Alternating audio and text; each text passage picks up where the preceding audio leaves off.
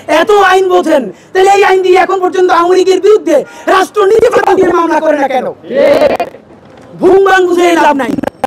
একটা কথা বলি, সংস্কারের নাম দিয়ে বিএনপিকে কর্নার করা যাবে না, জামাত ইসলামীকে কর্নার করা যাবে না, ছাত্রদল ছাত্র শিবিরকে কর্নার করা যাবে না।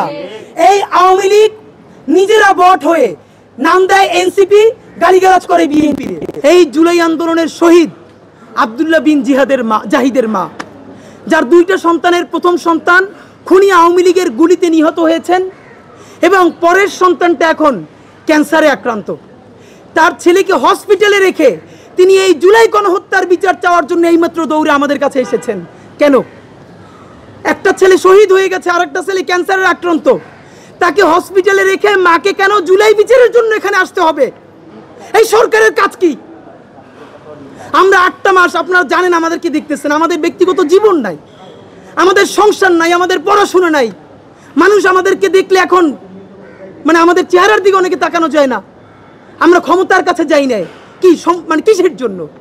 আমরা মনে করেছি আমরাও যদি জুলাইয়ের প্রশ্নে জুলাইয়ের বিচার না করে চলে যাই, এই গণহত্যাকারী দল বাংলাদেশে অচিরেই আর একটা গণহত্যা চালাবে। তার প্রমাণ আপনাদেরকে বলি, দেখেন, যাদের এখন সবার জেলে থাকার কথা, যাদের ট্রায়াল শুরু হয়ে যাওয়ার কথা, তারা প্রথম মিছিল শুরু করলো 10 জন 20 জন। আজকে তারা বড় বড় মিছিল দেয়, তারা ধানমন্ডিতে মিছিল দেয়, পিলখানায় মিছিল দেয়, তারা সেদিনকে মিছিল দিয়েছে আপনার উত্তরায়, তারপরে মিছিল দিয়েছে রামপুরায়, এখন খুলনায় তারা বড় মিছিল দিয়েছে। আপনাদেরকে স্পষ্ট জানাতে চাই, আমরা এতদূর বোকা না যে সরকারের একটা অংশ এবং বাংলাদেশ রাষ্ট্রের এজেন্সির একটা অংশ তাদেরকে সহযোগিতা না করলে জীবনেও তারা এখন এই মিছিল করার স্পর্ধা দেখাতো না। নাম্বার 2, আপনারা কি খেয়াল করে দেখেছেন তাদের মিছিল করার প্যাটার্নটা কি? তারা মিছিলে লিখছে ঢাকা 18 আসনের আওয়ামী লীগ বা জনতা। এর মানে তারা শুধু আওয়ামী লীগ লিখছে না, লিখছে ঢাকা 7, ঢাকা 18। এর মানে আগামী যে নির্বাচন হবে সেই নির্বাচনে একটা গুড আওয়ামী লীগ নামে আওয়ামী লীগ অংশগ্রহণ করবে, সেই জন্য তারা আসন ভিত্তিক মিছিল শুরু করেছে।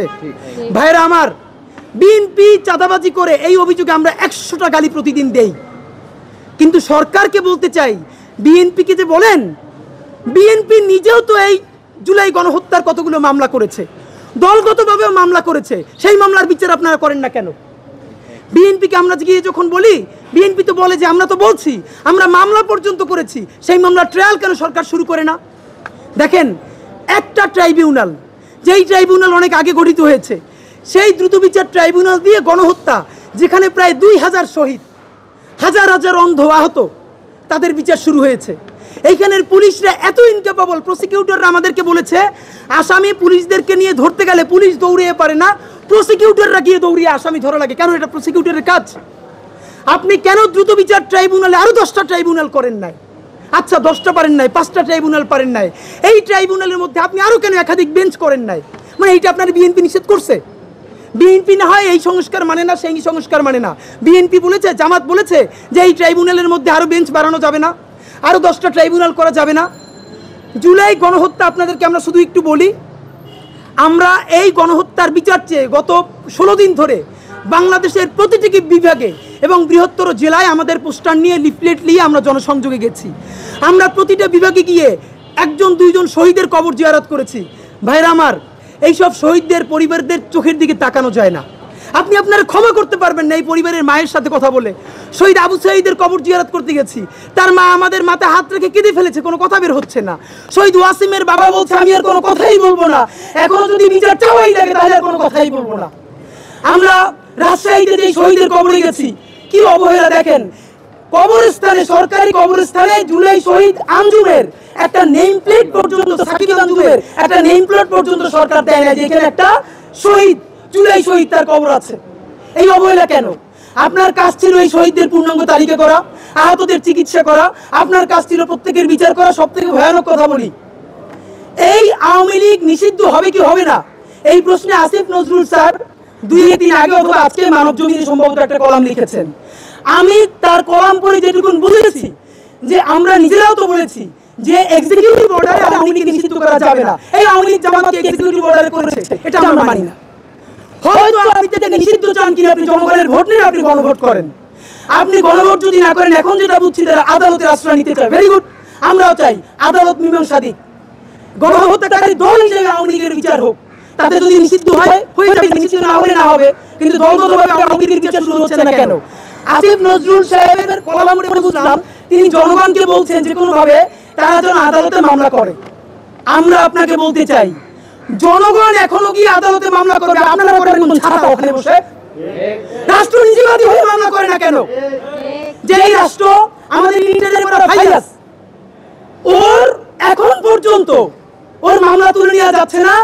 ওর প্রতিবেদন নিয়ে ওর আইন উপদেষ্টা বলছেন এটা স্বরাষ্ট্র উপদেষ্টা না করলে তারা কিছু করতে পারবে না, এত আইন বোঝেন, তাহলে এই আইন দিয়ে এখন পর্যন্ত আওয়ামী লীগের বিরুদ্ধে রাষ্ট্র নীতি দিয়ে মামলা করে না কেন? ভুং বাং বুঝে লাভ নাই। একটা কথা বলি, সংস্কারের নাম দিয়ে বিএনপি কে কর্নার করা যাবে না, জামাত ইসলামীকে কর্নার করা যাবে না, ছাত্রদল ছাত্র শিবিরকে কর্নার করা যাবে না।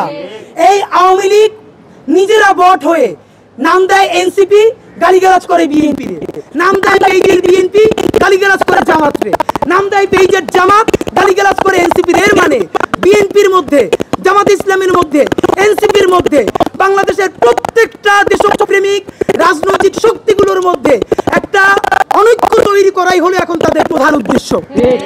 আমরা আপনাদেরকে বলতে চাই, বিএনপিকে আমরা ব্ল্যাঙ্ক চেক দেই না, জামাতকে ব্ল্যাঙ্ক চেক দেই না, আমি আমার বাপেরই তো ব্ল্যাঙ্ক চেক দেই না, কিন্তু এটা আমাদেরকে মানতে হবে এই জুলাইয়ের জন্য সম্মুখ সারির যোদ্ধা কিন্তু তারাই, উপদেষ্টারা নয়। সুতরাং আজকে যদি এই সরকার, আজকে যদি আওয়ামী লীগ ব্রেক করে, তাহলে এই উপদেষ্টারা কিন্তু কেউ জেনেভায়, কেউ ওয়াশিংটনে কিন্তু তারা পার পেয়ে যাবেন, বিভিন্ন আন্তর্জাতিক এজেন্সির তারা কিন্তু উপদেষ্টা হয়ে যাবেন। কিন্তু আবারও যদি মার খাবে কিন্তু বিএনপি, জামাত, শিবির, ছাত্রদল, এনসিপি এবং আমার এই আবহাওয়ার জুলাই যোদ্ধারা। সুতরাং ভাইয়েরা, আপনাদেরকে আমরা একটা কথা জানাই, বাংলাদেশের প্রতিটি বিভাগ থেকে হাজার হাজার মানুষের কাছে, রিকশাওয়ালার কাছে, ভ্যানওয়ালার কাছে, সবজিওয়ালার কাছে, জুলাই যোদ্ধার কাছে লিফলেট নিয়ে গেছি। জুলাই আমরা 1 লাখের বেশি শুধু লিফলেট বিতরণ করেছি, ছুঁড়ে মেরে না, হাতে দিয়ে কথা বলে।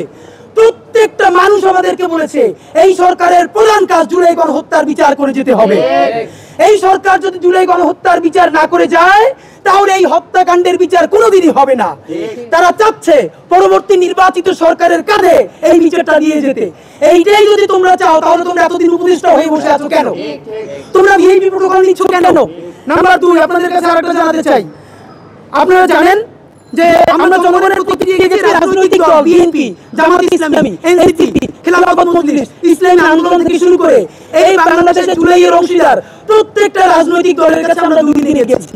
প্রত্যেকটা রাজনৈতিক দল আমাদেরকে বলেছে নির্বাচনের প্রয়োজনে রাজনৈতিক দল হিসেবে আমাদেরকে বিভিন্ন কথা বলতে হয়, এগুলো আমরা বলি, কিন্তু এই বিচারের দাবিতে, লীগ নিষিদ্ধের দাবিতে আমরা কেউ কম্প্রোমাইজ করতে চাই না। এই সরকার তাহলে বিচার করছে না কেন?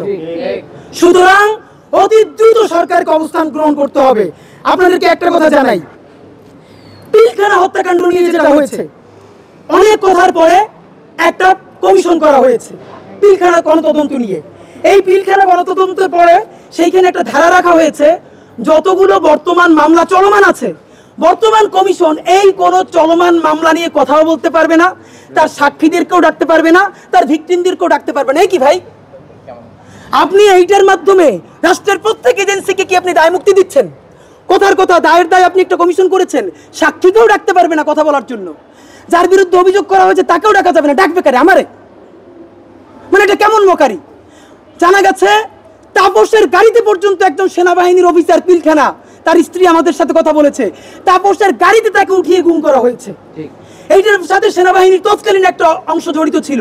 তাহলে তাদেরকে দায় মুক্তি দেওয়া কি আমাদের এই সরকারের দায়িত্ব?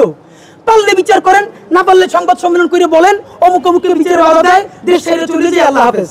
কিন্তু করতে না চান কি, আমাদেরকে ক্লিয়ার করেন।